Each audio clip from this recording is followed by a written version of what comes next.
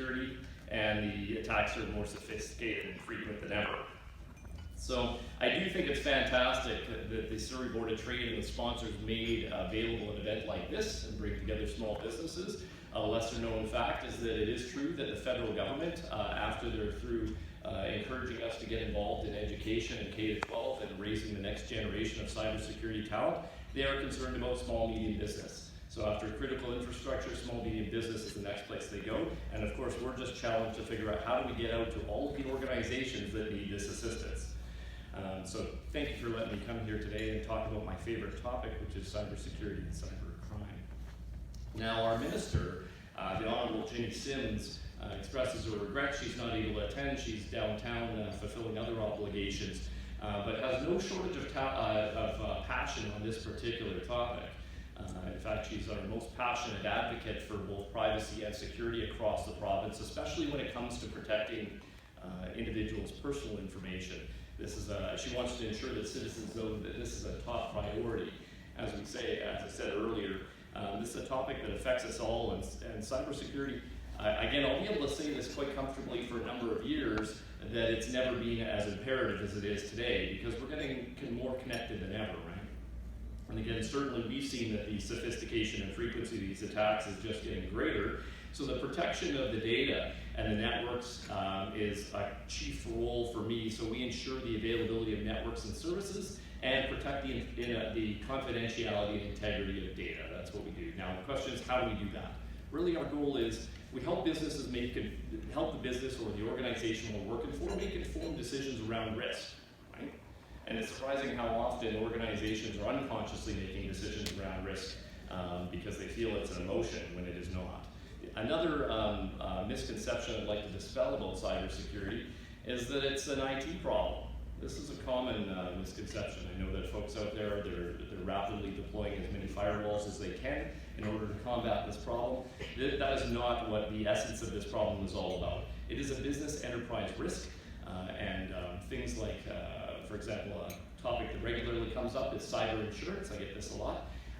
Cyber insurance, you should insure against cyber just as you would any other risk that faces your business, whether it's fire or something. If you self-insure against fire, you should self-insure against cyber.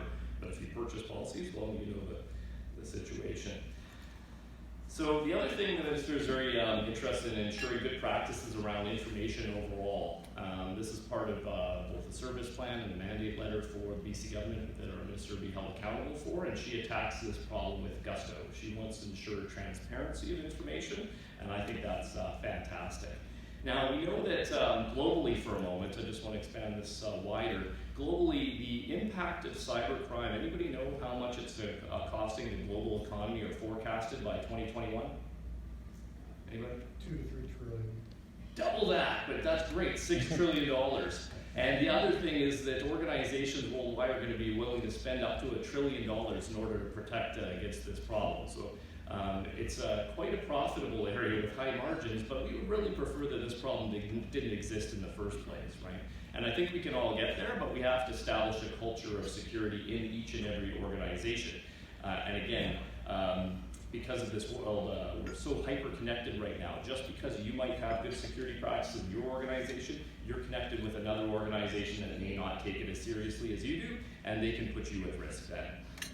So what we find is two kind of conditions. One is there's organizations that are struggling to maintain the level of investment to keep their existing maturity level in their organization, and then others that have never even been able to achieve that level of maturity.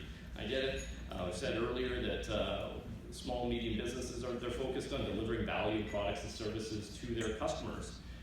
Security is just yet another cost or expense that they have to do. And what we're finding is it's really a threshold capability. If you're not investing in security, it's unlikely you'll be able to preserve the value that your business is providing.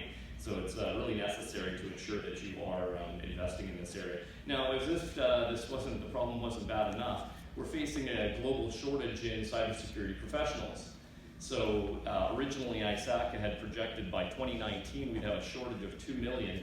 The newer update is that it's 3.5 million by 2021.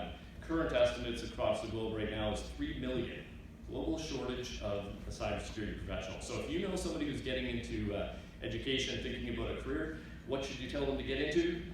That's right, data analytics. No, data analytics and cybersecurity, they're both very rewarding, challenging kind of careers. And I don't think this, despite the security professionals here, what we're trying to do every day is work ourselves out of a job poorly.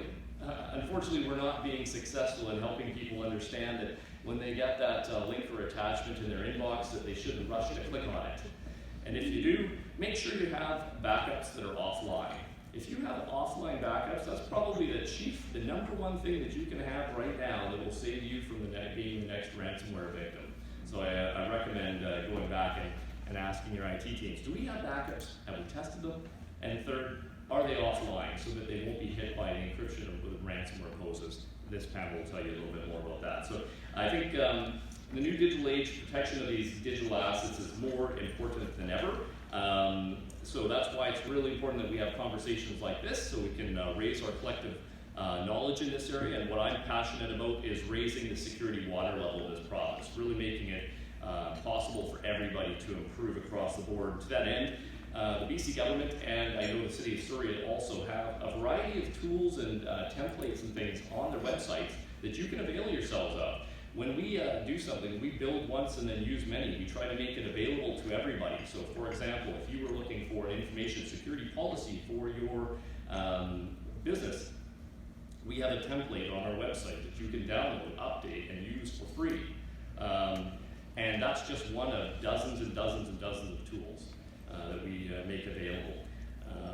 So I believe that there is strength in numbers. I believe that when we all get together to collaborate, we can maybe stay ahead of the bad guys that are looking to steal from you.